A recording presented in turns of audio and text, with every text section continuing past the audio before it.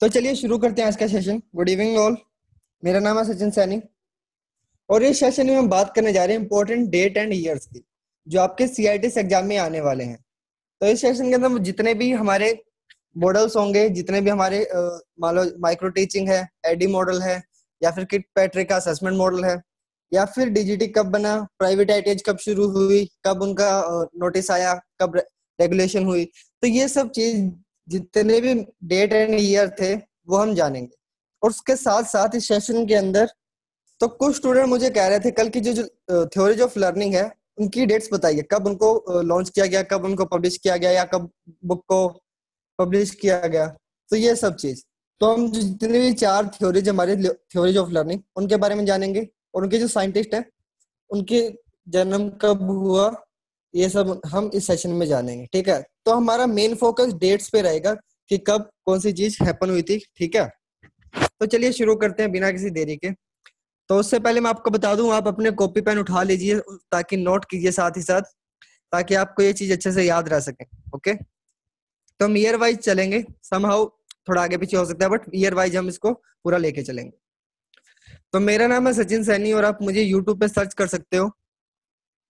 YouTube पे जितनी भी मेरी वीडियोज है वो हैशटैग स्किल मास्टर सर्च करने पे आ जाएगी, और साथ ही साथ मेरी टीम की जितनी वीडियोज है वो भी आपको सर्च रिजल्ट में मिल जाएंगी। तो बिना किसी देरी के चलिए शुरू करते हैं। तो फर्स्ट आपने बताना है, 10 सेकंड आपके पास, वायर टेक्नीशियन ट्रेनिंग स्कीम कब स्टार्ट की गई थी? जल्दी जवाब दीजिए।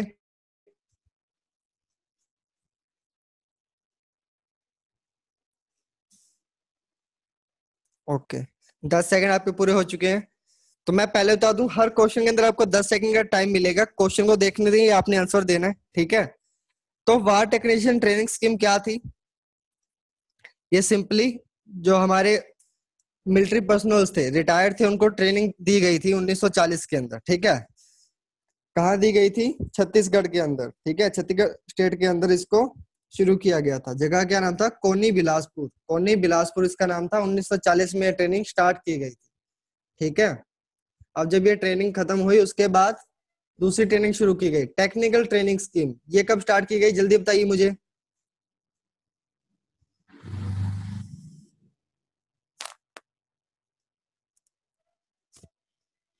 ओके, तो ये भी सबका क्लियर है। 1946 के अंदर जो टेक्निकल ट्रेनिंग स्कीम है उसको शुरू किया गया। अब ये स्कीम जो चलाई गई थी, जो हमारी पहली स्कीम थी ना, वार टेक्नीशियन ट्रेनिंग स्कीम, ठीक है, उसी के तर्ज पे बनाई गई थी, उसी के बेस पे बनाई गई थी टेक्निकल ट्रेनिंग स्कीम। ठीक है, जो 1946 में स्टार्ट हुई। उसके बाद क्या किया गया, जो वोकेशनल ट्रेनिंग स्कीम क्लोज्ड। अब यहाँ पे मैं आपको एक चीज बताऊं कि जो ये दोनों ट्रेनिंग थी ना, टेक्निकल ट्रेनिंग स्कीम और वार टेक्नीशियन ट्रेनिंग स्कीम, इन दोनों को मिला के एक स्कीम शुरू की गई, वोकेशनल ट्रेनिंग स्कीम। अब कहीं पे भी गिवन नहीं है कि इसको कब शुरू किया गया, सिर्फ इसके बारे में लिखा गया है कि कब इसको क्लोज किया गया। तो इसको 1950 में क्लोज कर दिया गया। ठीक है, तो ये चीज आपने नोट करनी है। फर्स्ट हमारी वार टेक्नीशियन ट्रेनिंग स्कीम जो 1940 में शुरू हुई, 1946 में टेक्निकल ट्रेनिंग स्कीम शुरू की गई, एंड देन 1950 में जो एक कंप्रीहेंसिव स्कीम थी, वोकेशनल ट्रेनिंग स्कीम, इसको पहले चलाया गया, उसके बाद उसको 1950 तक क्लोज कर दिया। ठीक है, 1950 तक इसको क्लोज कर दिया। यानी कि जितने भी हमारे मिलिट्री पर्सनल थे उनकी जो ट्रेनिंग थी उनको क्लोज कर दिया गया 1950 में। ठीक है, अब ये सबको पता होगा, क्राफ्टमैन ट्रेनिंग स्कीम कब शुरू की गई? आंसर दीजिए।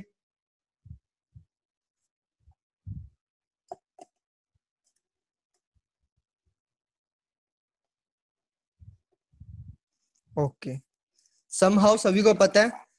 अब जिनको नहीं पता उनको मैं बता दूं, क्राफ्टमैन ट्रेनिंग स्कीम क्या होती है। जिस हमारी सीटीएस है, यानी कि आईटीआई के अंदर जो ट्रेनिंग दी जाती है उसको क्राफ्टमैन ट्रेनिंग स्कीम कहते हैं।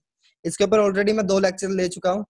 ठीक है, फुल फॉर्म्स के अंदर भी मैंने आपको बताया था, साथ ही साथ वोकेशनल सिनेरियो था उसके अंदर भी मैंने बताया था। तो हम दोबारा इसको डिस्कस नहीं करेंगे। ठीक है, तो 1950 में इसको शुरू किया गया। अब आप कहोगे मैंने इन सबको इंक्लूड क्यों किया?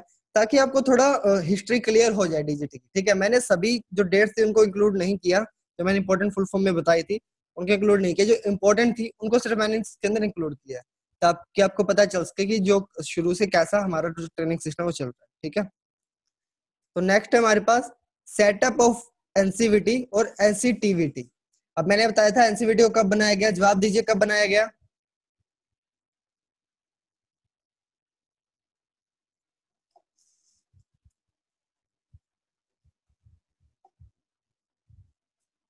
ओके, बिल्कुल राइट आंसर, सभी को पता है कब बनाया गया इसको। 1956 में, ठीक है। एनसीवीटी को 1956 में बनाया गया, डी आईटीआई स्टार्ट होने के बाद 6 साल बाद इसको बनाया गया, ठीक है। अब क्या काम है इसका, उसके ऊपर हम बात नहीं करेंगे, हम सिर्फ ये डिस्कशन करेंगे आज, ज्यादा गहराई में किसी चीज में नहीं जाएंगे, ओके, क्योंकि सेशन बहुत ज्यादा लंबा हो जाता है उसकी वजह से। तो चलिए आगे बढ़ते हैं। अब ये जो एंड्रागोगी बनाई थी मैल्कम नोल्स ने, वो कौन से सन में बनाई थी, ठीक है। थ्योरीज ऑफ अडल्ट लर्निंग, एंड्रागोगी कब बनाया गया इसको, जवाब दीजिए मुझे, 10 सेकंड का टाइम है आपके पास।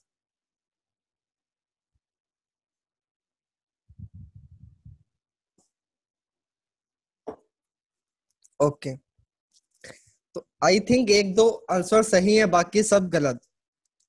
तो ये ऐसा क्यों होता है, क्योंकि हम जब भी पढ़ते हैं ना चैप्टर को, तो हम क्या करते हैं, जिसने उसको बनाया, उस थ्योरी को बनाया, उस मॉडल को बनाया, उसके बारे में ज्यादा नहीं पढ़ते, सिंपल नाम याद रख लेते हैं कि हाँ मैल्कम नोल्स ने एंड्रागोगी बनाई, ठीक है। कब बनाई नहीं पता, कब उनका जन्म हुआ उनके बारे में कुछ पता ही नहीं है, ठीक है। तो 1968 के अंदर थ्योरी ऑफ अडल्ट लर्निंग बनाई, एंड्रागोगी बनाई किसने, मैल्कम नोल्स ने, ठीक है। तो ये आपने याद रखना है, तो इसको नोट कर लीजिए। नेक्स्ट पे चलते हैं हम, सेटअप ऑफ एससीवीटी।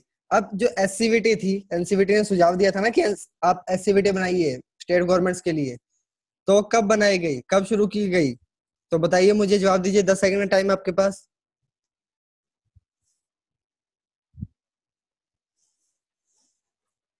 ओके, ये भी सबको क्लियर है, 1976 के अंदर इनकी शुरुआत की गई, ठीक है। 1976 के अंदर एडवाइजरी जारी की गई एनसीवीटी की तरफ से कि 1976 में अब जो स्टेट है उनकी एक अलग से कमेटी बनाए, ठीक है। State council for vocational training अब बनाई जाए, ठीक है। एक अलग से काउंसिल बनाई जाए हर स्टेट की, ताकि जितने भी ट्रेनिंग रिलेटेड फैसले हैं उनको लिया जा सके, ट्रेनिंग को बढ़ावा दिया जा सके, ओके। अब एक नया क्वेश्चन यहाँ पे, second major phase of ITI.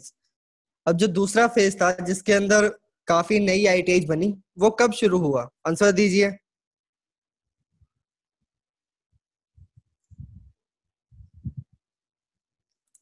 Okay, तो ये भी काफी कंफ्यूजिंग है। 1980 के अंदर ये सेकंड फेज शुरू हुआ था। इसके अंदर क्या हुआ, बहुत ज्यादा बदलाव आया, मतलब बदलाव कैसे, कि बहुत सारी नई आईटीआई बनी, इसके साथ साथ काफी सारी प्राइवेट आईटीआई बनना शुरू हुई ऑल ओवर इंडिया, ठीक है। सेकंड फेज जो था आईटीआई का, अब वो क्या था, साउथ के अंदर काफी प्राइवेट आईटीआई बनी, जो तेल की कुछ कंपनियां थी उनको अ, उन कंपनियों के लिए मैकेनिकल टेक्नीशियन को ट्रेन करना शुरू किया गया प्राइवेट आईटीआई के अंदर, ठीक है। और गवर्नमेंट आईटीआई भी काफी बनी। तो जो सेकंड मेजर फेज था आईटीआई का, वो था 1980, 30 साल बाद, 1950 में आईटीआई बनी, उसके 30 साल बाद एक बड़ा बदलाव आया, नई आईटीआई शुरू हुई, ठीक है, 1980 में। तो ये भी आपने याद रखना है। अब उसके बाद अप्रेंटिसशिप ट्रेनिंग एक्ट। अब जो हमें अप्रेंटिसशिप की ट्रेनिंग दी जाती है, वो एक्ट कब आया, कब कहा गया कि प्रशिक्षु की जो ट्रेनिंग है वो दी जाए, कब हुआ, बताइए, आंसर दीजिए।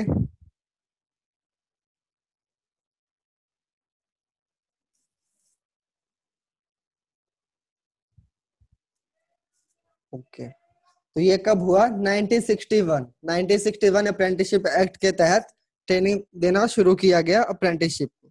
जिसने आईटीआई कंप्लीट कर ली थी, जिसने ग्रेजुएशन कर ली थी, जिसने अपनी एकेडमिक एजुकेशन कर ली थी, उनके लिए एक एक्ट लाया गया, अप्रेंटिसशिप ट्रेनिंग एक्ट, जिसके अंदर कोई भी अप्रेंटिसशिप ले सकता था, ठीक है। पर कुछ वो लिमिटेड लेवल पे था, इतना ज्यादा नहीं था जो आज के समय में चल रहा है, ठीक है। तो वो मैंने पहले ही बताया था कि आपको काफी अमेंडमेंट हुआ है, काफी उसके बाद स्कीम्स भी आई है, प्रमोशन स्कीम भी आई है, तो उस पर हम नहीं जाएंगे। सिंपली 1961 के अंदर अप्रेंटिस ट्रेनिंग एक्ट को लागू किया गया, ओके। अब बात करते हैं हमारी जो थ्योरीज थी। तो जो हमारे इवान पैब्लोव है, क्लासिकल कंडीशनिंग थ्योरी, उनका जन्म कब हुआ, मुझे आंसर दीजिए। उनका जन्म कब हुआ और मृत्यु कब हुई, आंसर दीजिए।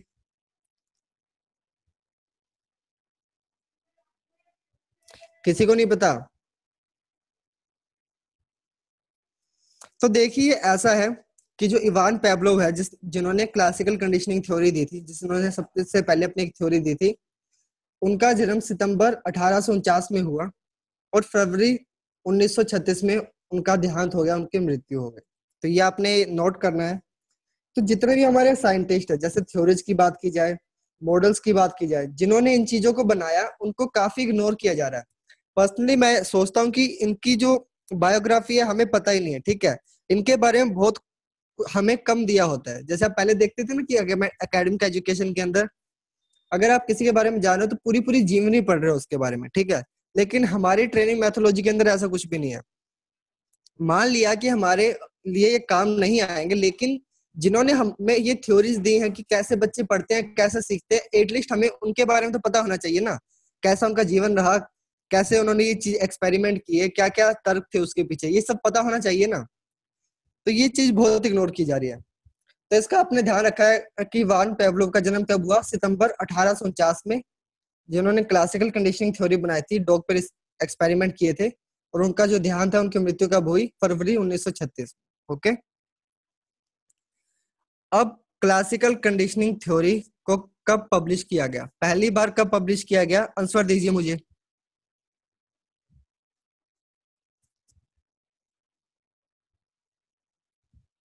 ओके। तो ये बुक में कहीं गिवन नहीं है, ठीक है। तो आप रिसर्च कर सकते हो, काफी जो विकिपीडिया उस पर भी देख सकते हो। 1897 में इन्होंने अपनी जो फर्स्ट थ्योरी थी, क्लासिकल कंडीशनिंग थ्योरी, उसको पब्लिश किया, ठीक है। उसको पब्लिश किया 1897 में। ये आप नोट कर लेना है, क्लासिकल कंडीशनिंग थ्योरी 1897 में बनी थी। उसके बाद इनको एक नोबेल प्राइज भी दिया गया। जो हमारे इवान पेवलोव थे ना, इनको नोबेल प्राइज भी दिया गया फिजियोलॉजी या फिर मेडिसिन में, किसके लिए आप कह सकते हो। तो ये कब दिया गया?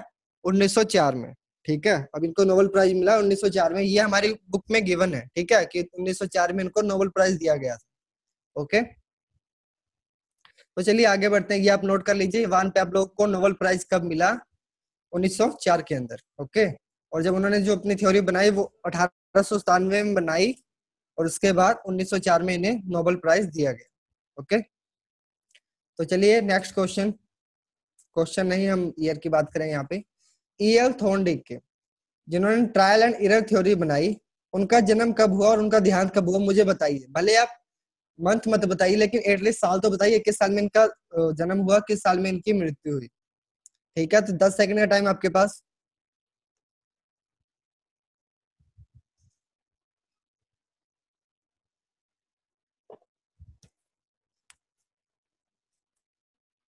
ओके। तो कोई रिस्पॉन्स नहीं ज्यादा है, एक दो आपके आंसर आए।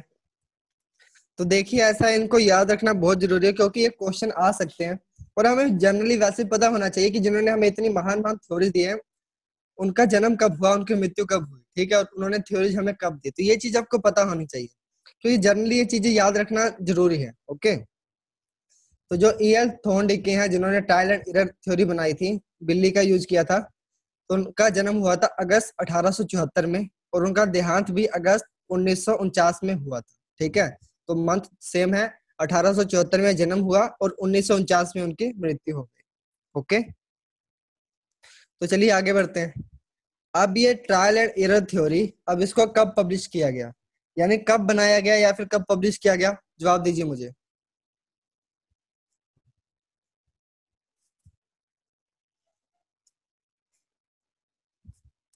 No answer.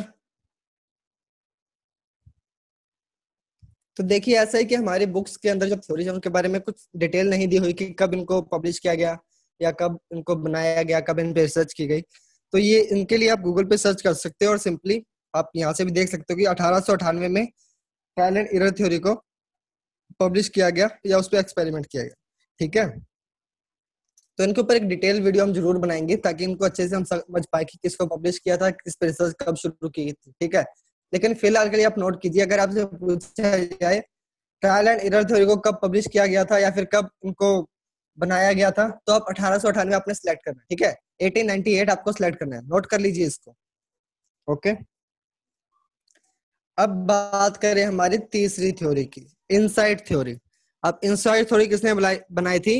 वोल्फगैंग कोहलर ने, या सिंपल आप कहोगे कोहलर ने बनाई थी इनसाइट थ्योरी, जिसमें चिंपांजी का यूज किया था, ठीक है। तो इनका जन्म कब हुआ और मृत्यु कब हुई, जवाब दीजिए।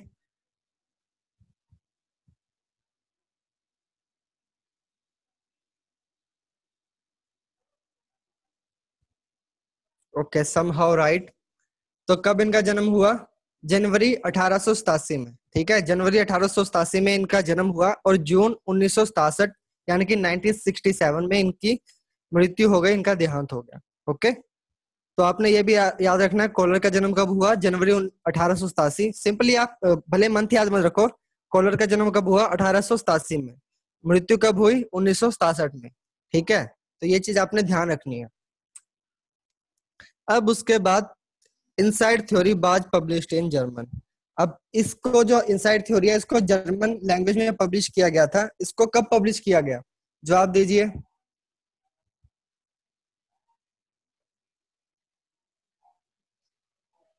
ओके, तो ये भी हमारी बुक में गिवन नहीं है लेकिन आप सर्च कर सकते हो। जो हमारी इनसाइड थ्योरी है वो जर्मन लैंग्वेज के अंदर, जर्मन भाषा के अंदर उसको पब्लिश किया गया था 1913 से 1917 के बीच। एग्जैक्ट डाटा हमारे पास नहीं है, सिंपल एक रेंज दी हुई है कि 1913 से 1917 के बीच में इनको पब्लिश किया गया था। ठीक है, कि जर्मन लैंग्वेज के अंदर, जर्मनी के अंदर इनको पब्लिश किया गया था, क्योंकि जो साइंटिस्ट थे वो भी एक जर्मन थे।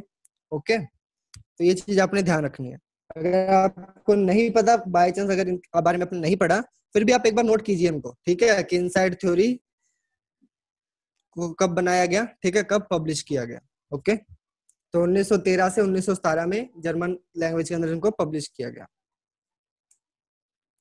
अब ऑपरेंट कंडीशनिंग थ्योरी, माफ कीजिएगा स्पेलिंग थोड़ी गलत हो गई है, क्लरिकल मिस्टेक्स होती रहती हैं। तो ऑपरेंट कंडीशनिंग थ्योरी कब बनाई गई, जवाब दीजिए।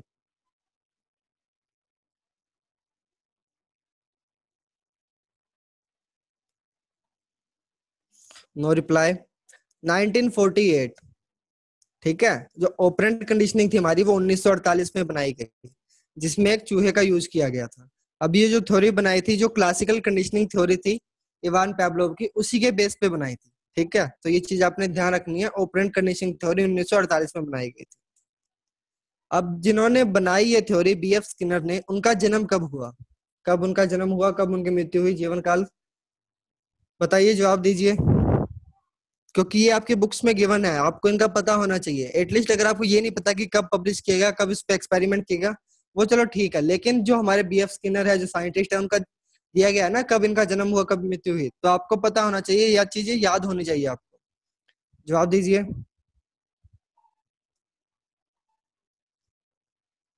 ओके, समहाउ ठीक है। अब इसमें क्या है, मार्च 1904 में इनका जन्म हुआ और अगस्त 1990 में इनकी मृत्यु हुई। ठीक है, नोट कर लीजिए ये सब। आपको स्क्रीनशॉट लेने की कोई जरूरत नहीं है। मैं सिंपली क्यों कह रहा हूँ नोट कर लीजिए, क्योंकि आप लिखने से ज्यादा सीखोगे। जब आप किसी चीज को सुनते हैं, देखते हैं, साथ में लिखते हैं ना, तो आप ज्यादा अच्छे से समझ पाते हो। जो डेल का कौन एक्सपीरियंस था ना, कि कितना आप सुनने पे सीखते हो, कितना आप देखने पे याद रख पाते हो, तो उस तरह से मैं आपको कह रहा हूँ। अगर सिंपली अगर स्क्रीनशॉट लेना हो तो मैं आपको पीडीएफ सेंड कर दूंगा। ठीक है, उसका कोई फिर मतलब नहीं बनता, अगर आप जब तक इनको लिखोगे नहीं तब तक अच्छे से याद नहीं कर पाओगे। ठीक है, कुछ स्टूडेंट क्या करते हैं, स्क्रीनशॉट ले लेते हैं, लिखते नहीं है। जब तक लिखोगे नहीं ना तब तक आपको याद ही नहीं हो पाएगा। अगर मैंने आपको आज की डेट के अंदर, इस क्लास के अंदर मैंने आपको 40-45 फुल फॉर्म बता दी, सॉरी ईयर्स बता दिए, तो आपको क्या याद हो जाएंगे? ऐसे नहीं होंगे। जब तक आप उनको लिखोगे नहीं, बार बार उस चीज को देखोगे नहीं, तब तक याद नहीं होंगे आप। ठीक है, तो किसी चीज को समझना है, उसको अच्छे से पढ़ना है आपको। ठीक है, और साथ ही साथ लिखना भी है, क्योंकि लिखने से ज्यादा याद रखता है बंदा। ठीक है, तो इन सबको नोट कर लीजिए। अब ADDIE model was introduced in, जब एडी मॉडल बनाया गया, कब इंट्रोड्यूस किया गया उसको, जवाब दीजिए। क्योंकि ये क्वेश्चन कल एक लाइव सेशन में स्टूडेंट ने पूछा था कि एडी मॉडल कब बनाया गया, कब उसको इंट्रोड्यूस किया गया, तो जवाब दीजिए। No one knows. Okay, somehow ठीक है, बट याद रखना, जो हमारे बीएफ स्किनर ने थे, उन्होंने बताया कि अगर हम इंस्ट्रक्शन मॉडल का यूज करते हैं, इंस्ट्रक्शन एक मॉडल का यूज करते हैं या फिर मटेरियल्स का यूज करते हैं, तो क्या होता है, बच्चे ज्यादा आसानी से सीख पाएंगे उस चीज को। ठीक है, तो बीएफ स्किनर ने ये कहा था 1950 में। ठीक है, कि हमें इंस्ट्रक्शंस मॉडल का यूज करना चाहिए, जैसे आईडी मॉडल हो गया, डिक एंड कैरी मॉडल हो गया, इन सब का यूज करना चाहिए। लेकिन जब उन्होंने 1950 में कहा तो हम सिंपल मॉडल का यूज करते थे, ठीक है, सिर्फ 4 स्टेप मॉडल था उसका यूज करते थे। तो 1975 में क्या हुआ, एक मॉडल को इंट्रोड्यूस किया गया जिसका नाम था एडी मॉडल, ठीक है, 1975 में इसको इंट्रोड्यूस किया गया। अब किसने इसको इंट्रोड्यूस किया, चलिए देखते हैं। अब किसने बनाया, यूएस की आर्मी ने इसको डेवलप किया था, इसको बनाया था। तो ये चीज आपने ध्यान रखनी है, ठीक है। एडी मॉडल को 1975 में इंट्रोड्यूस किया गया, किसके द्वारा किया गया, डेवलप्ड बाय यूएस आर्मी, ठीक है, यूएस आर्मी में इसको बनाया था। ये भी आप नोट कीजिए, एडी मॉडल लिख लीजिए, 1975 किसने बनाया, यूएस आर्मी ने। हो सकता है क्वेश्चन भी आए, अगर क्वेश्चन आए फिर भी आपको पता होना चाहिए इन जनरल। जैसे आप कल मेरे को स्टूडेंट कह रहा था कि मेरा फ्रेंड पूछ रहा था सर कि यूएस आर्मी ने बनाया था लेकिन कब बनाया, कब इंट्रोड्यूस किया, बताइए। तो ये चीज आपने ध्यान रखनी है। समहाउ बुक्स के अंदर हमें ये चीजें नहीं दी हुई, गिवन नहीं है, लेकिन हमारे पास इंटरनेट है, हम उसका यूज कर सकते हैं, ठीक है। क्योंकि बुक्स में काफी ऐसी चीजें हैं जो इंक्लूड नहीं है, हमें पता होनी चाहिए, ठीक है, as a instructor, as a पढ़े लिखे इंसान की तौर पे हमें वो चीजें पता होनी चाहिए, ठीक है। तो ये चीज, अब बात करते हैं डिक एंड कैरी मॉडल की। अब ये डिक एंड कैरी कौन थे, ये दो इंसान थे जिन्होंने मॉडल को बनाया था, ठीक है, तो अपने नाम पे इसको इस मॉडल का नाम दिया। तो कब बनाया इसको, कब इंट्रोड्यूस किया, जवाब दीजिए, जिसको पता है बताइए वो कमेंट बॉक्स में।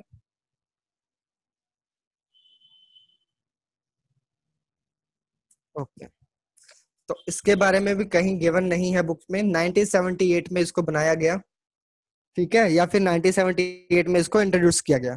अब जितने भी इंस्ट्रक्शन मॉडल हैं, अब हमारे पास 3 ऐसे हैं जो बेसिक, एक तो हो गया, सेकंड एडी मॉडल हो गया, और जो थर्ड हमारा डिक एंड कैरी मॉडल, ठीक है। इनके अलावा भी काफी ऐसे इंस्ट्रक्शन मॉडल है जिनका यूज हम कर सकते हैं, ठीक है, जो हमारे काम आने वाले चीज है। तो आप उनके लिए विकिपीडिया का यूज कर सकते हो, विकिपीडिया पे पूरा डिटेल में दिया हुआ है कि किसको कैसे यूज करना है, कब इंट्रोड्यूस किया गया, क्या उसका नाम था, किसने इंट्रोड्यूस किया, पूरी जानकारी विकिपीडिया पे आपको एक ही पेज के अंदर मिल जाएगी। तो आप उसका यूज कर सकते हो, ओके। और ये आप नोट कर लीजिए, डिक एंड कैरी मॉडल कब इंट्रोड्यूस किया गया, 1978, ठीक है। बनाने वाले का नाम क्या था, फुल फुल नेम तो मुझे याद नहीं, लेकिन इन दोनों का नाम डिक और कैरी से था, ओके। तो ये आपने याद रखना, डिक एंड कैरी मॉडल 1978 में इंट्रोड्यूस किया गया। अब एडगर डेल्स कौन ऑफ एक्सपीरियंस या फिर डेल्स कौन ऑफ एक्सपीरियंस कब इंट्रोड्यूस किया गया, कब उन्होंने एक्सपीरियंस किया ये चीज, या फिर कब उन्होंने पहली बार पब्लिश किया, डेट बताइए मुझे, ये बुक में आपको दिया हुआ है।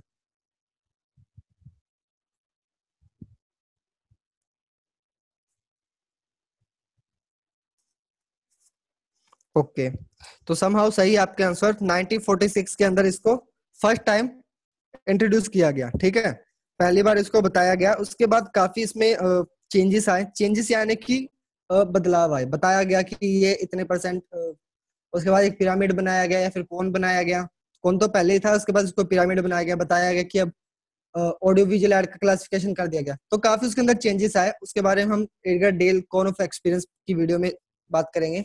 फिलहाल आप नोट कीजिए, एडगर डेल्स ऑफ कोल को पहली बार 1946 में नोटिफाई किया गया, या फिर उसको पब्लिश किया गया, ओके।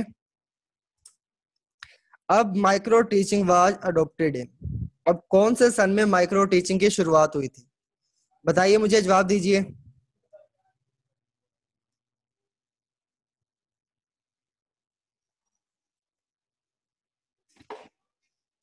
ओके, तो ये हमारी बुक में नहीं दिया हुआ, निमी बुक में, कि 1961 में इसकी शुरुआत की थी, ठीक है, लेकिन किसके द्वारा शुरुआत की गई थी ये आपको लिखा होगा, बिल्कुल लिखा हुआ है।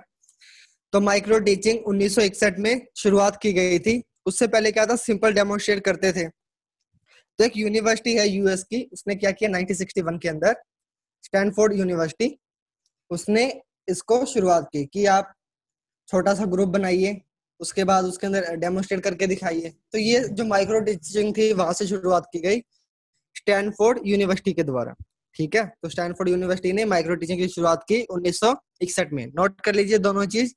माइक्रो टीचिंग 1961 में शुरुआत हुई, अडॉप्ट किया गया उसको, किसने किया, स्टैनफोर्ड यूनिवर्सिटी ने, ओके। ओके, तो अभी तक सबको क्लियर हो ही गया होगा। अब ब्लूम्स टैक्सोनॉमी, इसका आंसर सबको पता है, जवाब दीजिए जल्दी।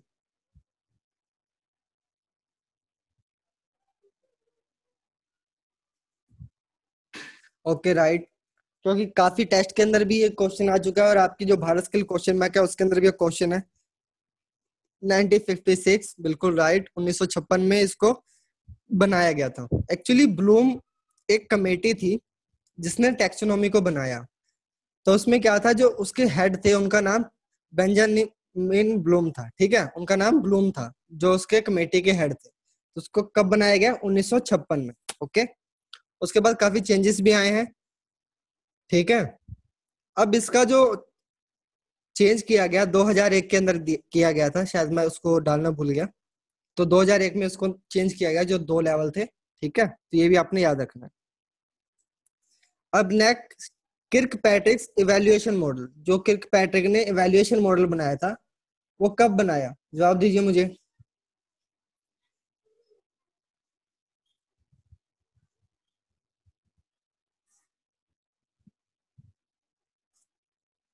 ओके, तो इसका राइट आंसर आएगा 1959।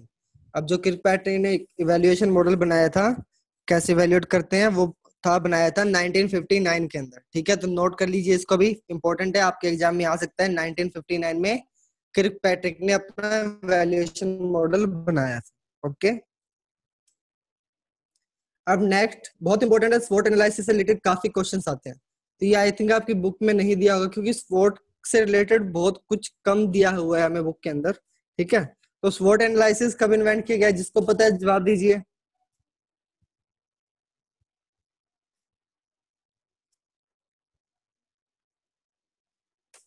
1960।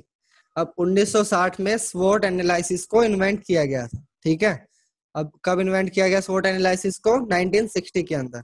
ओके, तो ये भी आपने ध्यान रखना है, नोट कर लीजिए, इसको इंपॉर्टेंट है काफी। अब हब एंड स्पोक की बात की जाए। अब ये जो हमारा डीजीटी की स्कीम है या प्रोग्राम है, हब एंड स्पोक, वो कब शुरू किया गया? डीजीटी के द्वारा कब शुरू किया गया? जवाब दीजिए, पता होना चाहिए आपको ये।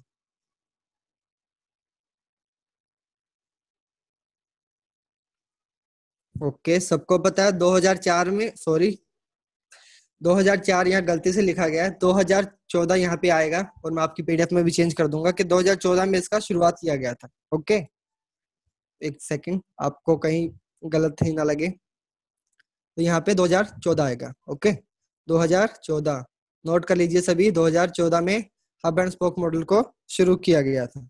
ओके, तो टाइप करते टाइम थोड़ी बहुत मिस्टेक हो जाती है, माफ कीजिएगा। चलिए आगे बढ़ते हैं।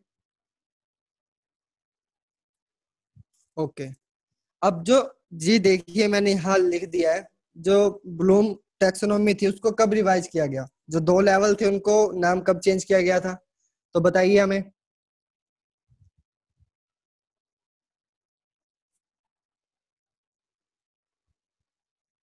ओके राइट, सबको पता है 2001 के अंदर। जैसे मैंने अभी बताया भी था, आई थिंक सबको याद हो भी गया होगा कि 1956 में इसको बनाया गया, देन 2001 में इसको चेंज किया गया। ठीक है, जो 2 लेवल थे उसको चेंज किया गया। अब कौन से 2 लेवल थे उसके बारे में हम अभी नहीं जानेंगे। जो, जब हम क्लास लेंगे टैक्सोनॉमी से रिलेटेड, तब हम क्या करेंगे, इसके बारे में अच्छे से जानेंगे। Okay. Okay, next, formation of NSDC. अब नेशनल स्किल डेवलपमेंट कमेटी को कब फॉर्मेशन किया गया, कब उनका फॉर्मेशन हुआ? जवाब दीजिए, सबको पता है, बहुत बार क्वेश्चन आ चुका है। बिल्कुल राइट, सबको पता ही है, 2008 के अंदर। ठीक है, एनएसडीसी को 2008 में फॉर्म किया गया था, बनाया गया था। ओके, चलिए आगे बढ़ते हैं। अब अलावेंस ऑफ आईटीओटी बाय गवर्नमेंट। अब मैंने आपको कहा था कि 2013 में आई थिंक मैंने कहा था कि इनको शुरुआत हुई थी आईटीओटी बनने की।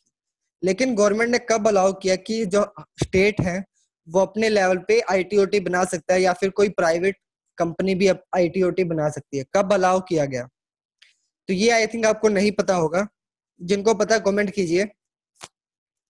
तो 2010 के अंदर गवर्नमेंट, सेंट्रल गवर्नमेंट ने अलाउ किया कि आप आईटीओटी बना सकते हो। ठीक है, institute of training of trainers, आपको ये याद रखना है। ठीक है, तो 2010 में इसको अलाउंस दी गई। ठीक है, मंजूरी दी गई कि आप अपने लेवल पे बना सकते हैं।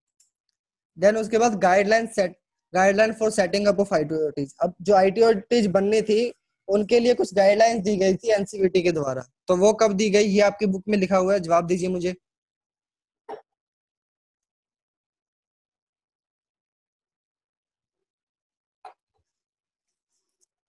ओके, तो ये अलाउंस के बाद 2 साल बाद आईटीओटी ने, सॉरी एनसीवीटी ने आईटीओटी के लिए गाइडलाइंस जारी की थी कि कैसे आप हम एफिलिएशन देंगे, कैसे आप क्या क्या नॉर्म्स होने चाहिए।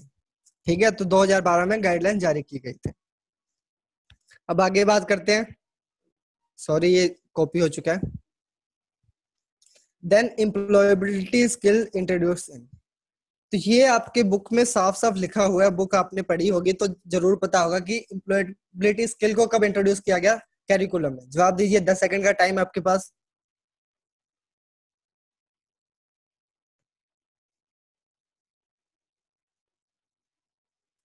ओके, समहाउ सबको पता है 2012। तो 2012 में क्या किया गया, जो कैरिकुलम के अंदर इसको एम्प्लॉयबिलिटी स्किल को ऐड किया गया कि जो मान लो जो आपका एटीट्यूड है उसको इम्प्रूव करने के लिए एम्प्लॉयबिलिटी स्किल ऐड किया गया, ताकि जो एज एम्प्लॉयर आपको कैसे वर्क करना है ये सब आपको पता चल सके। ओके, अब एनएसडीए नोटिफाइड, अब नेशनल स्किल डेवलपमेंट एजेंसी को कब नोटिफाई किया गया, सबको पता है ये, जवाब दीजिए। ओके, राइट आंसर, सबको पता है कि 2013 में इसको नोटिफाई किया गया। अब इसमें आपने कंफ्यूज नहीं होना है कि एनएसक्यूएफ और एनएसडीए को कब नोटिफाई किया गया। आपको पता है कि दोनों को 2013 में नोटिफाई किया गया, लेकिन जून 2013 में एनएसडीए को नोटिफाई किया गया और दिसंबर 2013 में एनएसक्यूएफ को नोटिफाई किया गया। अगर आपका एग्जाम थोड़ा टफ लेवल का आता है, थोड़ा हाई लेवल का आता है, तो उसमें ये पूछ सकते हैं कि जून 2013 में किसको नोटिफाई किया गया था, एनएसडीए को या एनएसक्यूएफ को। तो आपने एनएसडीए सेलेक्ट करना है। ओके, तो ये चीज आपने ध्यान रखनी है। देन उसके बाद नेशनल स्किल क्वालिफिकेशन फ्रेमवर्क, इसको कब नोटिफाई किया गया, जैसे मैंने अभी बताया, जवाब सबको पता होना चाहिए। ठीक है, 2013 में इसको नोटिफाई किया गया, दिसंबर 2013 में। अब जब कुछ स्टूडेंट कह रहे थे कि बुक में जून 2013 लिखा हुआ है, तो देखिए उसका जो डिसीजन हुआ था बनाने का वो हुआ था 2000 जून 2013 में, कमेटी बिठाई गई थी। ठीक है, तो इसका नोटिफिकेशन जो ऑफिशियल नोटिफिकेशन था वो हुआ था दिसंबर 2013 के अंदर। ओके, तो ये आपने याद रखना है। अब long term converted into semester system. अब पहले क्या था आईटीएच के अंदर, जैसे अगर 2 साल की ट्रेड है तो 1 साल में आपके एग्जाम हो रहे हैं। ठीक है, या फिर एनुअल एग्जाम हो रहे थे, तो उसको सेमेस्टर सिस्टम में कब कन्वर्ट किया गया, बताइए, आंसर दीजिए मुझे जिसको पता है।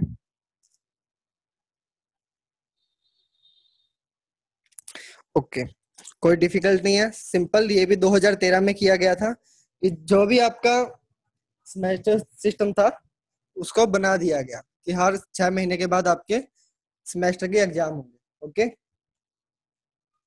चलिए आगे बढ़ते हैं। अब इसके अंदर एक बात आती है, जब मैंने कहा था कि एनएसडी को बनाया गया, उसका काम था रिसर्च करना, जब उसके बाद उसको एडिशनल वर्क दिया गया तो किस ईयर में दिया गया, आपको ये पता होना चाहिए, कब दिया गया, जवाब दीजिए मुझे।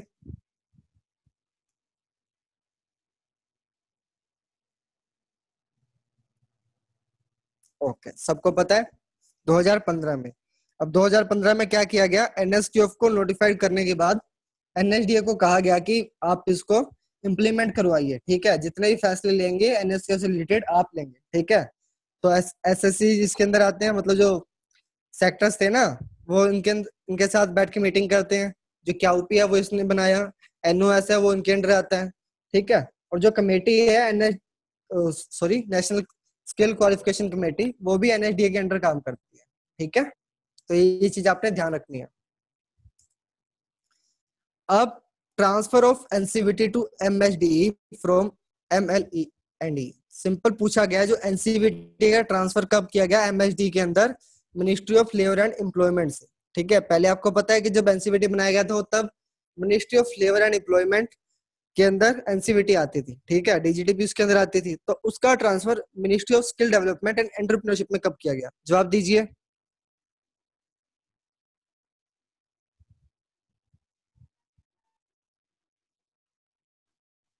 Okay, right. अब आपको यहाँ पे डेट याद रखने की कोई जरूरत नहीं है, आपको सिंपल याद रखना है कि 2015 में इसको ट्रांसफर किया गया था ministry of skill development and entrepreneurship. ठीक है, तो ये चीज भी आपने ध्यान रखनी है।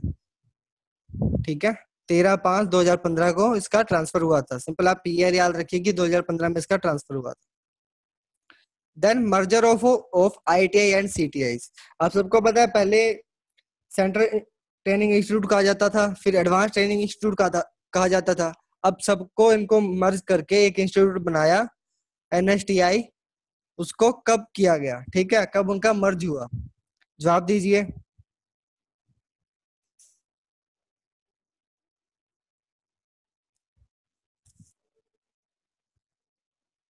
ओके, तो आपको पता है 2017 में इसको किया गया था, ठीक है, कि 2017 में एक नोटिफिकेशन जारी किया गया कि जितने भी ये एनएसटीआई, सॉरी, एटीआई और सीटीआई हैं, या आरवीटीआई, एनवीटीआई, जितनी भी है, इनका नाम, इनको मर्ज करके इनका नाम एक कर दिया जाए, क्या, national skill training institute. Okay, अब ये बात थी कि कब किया गया, 2017 में।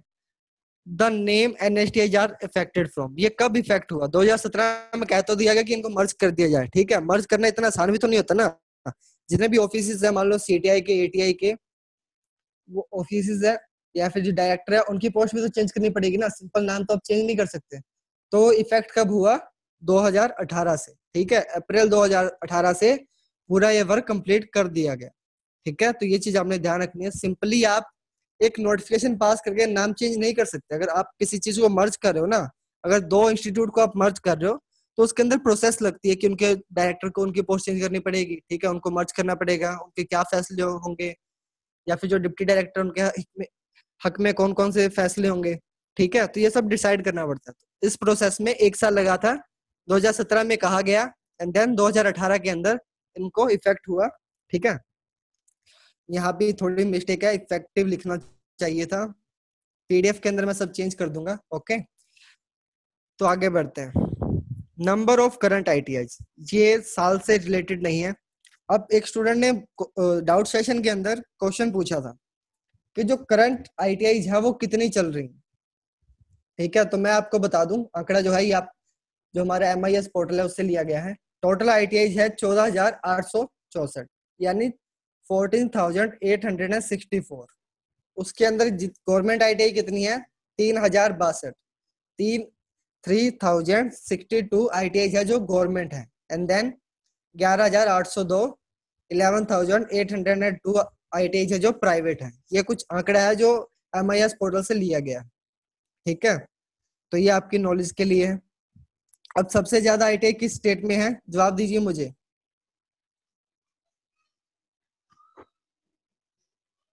ओके, आई थिंक सभी यहाँ सबको पता है कि जो हमारी यूपी स्टेट है, उत्तर प्रदेश है, उसके अंदर सबसे ज्यादा आईटीआई है। अराउंड 3,300 आईटीआई है वहाँ पे, ठीक है। 3,300 आईटीआई के अराउंड वहाँ पे अभी चल रही है, ठीक है। गवर्नमेंट प्राइवेट दोनों को मिला के 3,300 आईटीआई वहाँ पे चल रही है। तो ये चीज भी आपको ध्यान होनी चाहिए।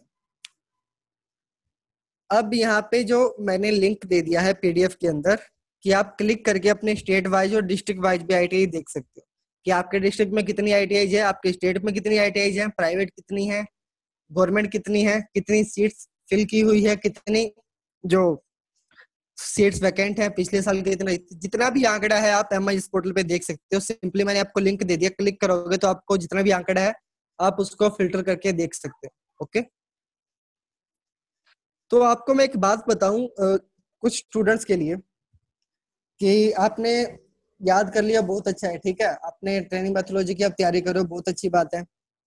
आप थ्योरी की प्रैक्टिस कर रहे हो, बहुत अच्छी बात है। लेकिन आपके जो प्रैक्टिकल है उसका क्या? जब तक आप दूसरों के सामने बोलोगे नहीं, तब तक क्या होगा, कोई फर्क नहीं पड़ने वाला, ठीक है। तब तक आपकी जो शंका है अंदर की वो निकलेगी नहीं। मैंने काफी सेशंस के अंदर भी, लाइव सेशन के अंदर भी ये बात कही है कि आप आइए, वीडियो बनाइए, एटलीस्ट, भले ही हम यूट्यूब के लिए नहीं, हम ये नहीं करें कि हम यूट्यूब पे अपलोड करेंगे, एटलीस्ट आप जो मैप पे आइए और जो आपका लेसन प्लान है उसको बोलिए, सबके सामने बोलने का ट्राई कीजिए। तो एक एग्जांपल देना चाहता हूँ उसके लिए, कि जैसे आप भले ही सदी के दूसरे निकोला टेस्ला क्यों ना हो, ठीक है, भले ही आपने एसीडीसी से बढ़ के कुछ नया ही इन्वेंट क्यों ना कर दिया हो सकता है आपका कुछ ऐसा प्रोजेक्ट हो कि आप अगर हाथ लगाओ, ऐसे चीज आप बना दो कि हाँ, आप हाथ लगाओ और वो बिजली क्रिएट करे और जो आपका बल्ब है वो चल जाए, आपकी मोटर चल जाए। तो भले ही आपने इतना सारा इन्वेंट क्यों ना कर लिया हो, जब तक आप दूसरों के सामने शो नहीं करोगे तब तक कुछ हो पाएगा? नहीं हो पाएगा ना। जब तक आप दूसरों के सामने बोलोगे नहीं, ट्राई नहीं करोगे तो आप कैसे कर पाओगे? अगर आप यहाँ अपने फोन के सामने नहीं बोल पा रहे हो, ठीक है, अपने फ्रेंड के सामने नहीं बोल पा रहे हो, तो एग्जाम टाइम में आप कैसे क्या करोगे? अब सामने 100 स्टूडेंट बैठे हैं, 50 स्टूडेंट बैठे हैं, एक्सटर्नल बैठे हैं, आपके जो टीओज हैं वो बैठे हैं, ठीक है। कम से कम वहां कम से कम वहां पे मान लो 53 लोग हैं, ठीक है, उसमें से 3 तो आपके ट्रेनिंग ऑफिसर्स हैं, तो क्या आप उनके बारे में सामने बोल पाओगे? आप नहीं बोल पाओगे, ठीक है। तो इस झिझक को निकालने के लिए कम से कम ट्राई कीजिए, अपना लेसन प्लान उठाइए, लाइव सेशन के अंदर ट्राई कीजिए कि आप सबके सामने बोलो, ठीक है। आप मुझे कहिए कि सर सेशन कंडक्ट कीजिए, स्टूडेंट को बुलाइए, मैं बोलना चाहता हूँ, सिंपल सी बात। हम उसको रिकॉर्ड करेंगे, ठीक है। अब रिकॉर्ड क्यों करेंगे? ताकि मान लो आपने बोल दिया तब आपको पता नहीं चल रहा कि आप क्या बोल रहे हो, ठीक है, कहाँ आपकी गलती है। जब आप उस रिकॉर्डिंग को सुनोगे ना, तब आपको पता चलेगा कि हाँ मुझे क्या चेंजेस करने की जरूरत है, कौन से वर्ड मेरे को निकालने हैं, कौन से वर्ड ऐड करने हैं, ये सब चीज, ठीक है। तो ऑडियंस मैं आपको प्रोवाइड करूंगा, स्टूडेंट आएंगे, मैं बुलाऊंगा सबको कि आइए आप प्रैक्टिस कीजिए, सभी आइए, ठीक है, सभी आएंगे। आप लाइव सेशन के अंदर हम बात कर सकते हैं, ठीक है। तो यही मेरा मतलब था कि भले ही आपके अंदर कितना भी टैलेंट है, जब तक आप दूसरों के सामने शो नहीं करोगे तब तक कुछ होने वाला नहीं, ठीक है। पहले हम कहते थे घर बैठे कुछ नहीं होने वाला, घर बैठे बहुत कुछ हो सकता है, लेकिन जो टैलेंट है उसको शो करने की जरूरत है।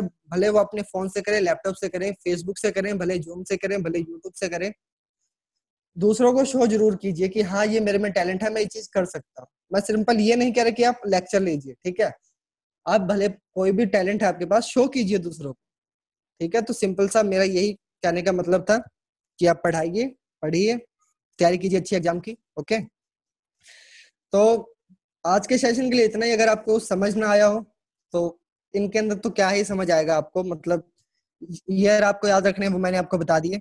अब मैं कुछ ट्राई कर रहा हूँ कि जैसे अगर हमारी जो लर्निंग थ्योरीज थी, उनके जो साइंटिस्ट है जैसे रिवान पाब्लो, बीएफ स्किनर, अब इनकी हम जीवनी क्यों ना पढ़े, क्योंकि इन्होंने बहुत अच्छे अच्छे काम किए हैं हमारी लर्निंग के लिए, ठीक है, कि कैसे बच्चे पढ़ेंगे, कैसा ट्रिक हम आजमा सकते हैं, ठीक है, बहुत सारे काम इन्होंने किए। तो इनकी जीवनी भी हमें पता होनी चाहिए, क्योंकि हम स्कूल्स में देखते थे कोई भी महान साइंटिस्ट है, कोई भी महान इंसान है, उसकी जीवनी हम जरूर पढ़ते थे, ठीक है।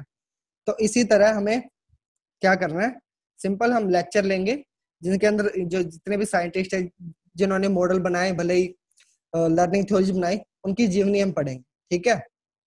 तो ये चीज मैं प्लान कर रहा हूँ, लेकिन एग्जाम्स के बाद जब हमारे सीआईटीएस एग्जाम हो जाएंगे, क्योंकि इनकी जीवनी पे हमने सिंपल याद रखना है कब इनका जन्म हुआ, कब इनकी मृत्यु हुई, ठीक है। लेकिन एग्जाम्स के बाद हम क्या करेंगे, इनको पढ़ेंगे, इनके बारे में जानेंगे, ओके। तो ठीक है, चलिए आज के लिए बहुत हो गया।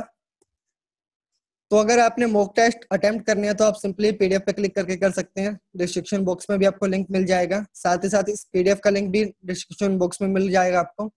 अगर आपको बाकी ट्रेड्स के लिए मॉक टेस्ट चाहिए, जैसे सिविल टेक्नोलॉजी, कोपा या फिर इलेक्ट्रिशियन, उसके भी मॉक टेस्ट आपको मिल जाएंगे। अगर आपको व्हाट्सएप ग्रुप ज्वाइन करना है तो सिंपल आप क्लिक करके पीडीएफ के अंदर ज्वाइन कर सकते हो, या फिर एज पर योर रिक्वायरमेंट अगर आपको कोई सेफ्टी कंसर्न्स हैं तो आप फेसबुक ग्रुप भी ज्वाइन कर सकते हो। और अगर आप फेसबुक और व्हाट्सएप दोनों यूज नहीं कर सकते, आप हमें कहिए, हम जो मटेरियल है, पीडीएफ है, वो सारा डाटा हम टेलीग्राम पे भी प्रोवाइड करवाएंगे, ओके। तो अगर आपको वीडियो अच्छी लगी हो, सेशन अच्छा लगा हो, अपने फ्रेंड्स के साथ शेयर कीजिए, पीडीएफ को शेयर कीजिए, ताकि वो ये चीज याद रख सके, क्योंकि काफी ऐसी चीजें हैं, काफी ऐसी डेट्स हैं जो हमारी बुक्स में नहीं दी गई। स्पेशल जो थ्योरीज है वो हमारी बुक में कहीं भी मेंशन नहीं है, ठीक है, कि कब थ्योरीज को पब्लिश किया गया, कब उस पर कंसर्न शुरू हुई, तो ये चीज, ठीक है। और काफी स्पोर्ट का भी नहीं दिया हुआ, टीचिंग जो माइक्रो टीचिंग उसका भी नहीं दिया हुआ बुक के अंदर, लेकिन ये आपके एग्जाम में आ सकते हैं और आपके लिए इंपॉर्टेंट भी है। तो इसके लिए अपने फ्रेंड के साथ शेयर कीजिए, अपने कॉलेज मेट्स के साथ शेयर कीजिए। तो थैंक यू ऑल। अगर कोई क्वेश्चन हो सिंपली कमेंट डाउन कीजिए, कमेंट पूछ सकते हैं, हम रिप्लाई जरूर करेंगे। Okay, thank you all, bye bye, मिलते हैं कल के सेशन में। Okay, bye bye.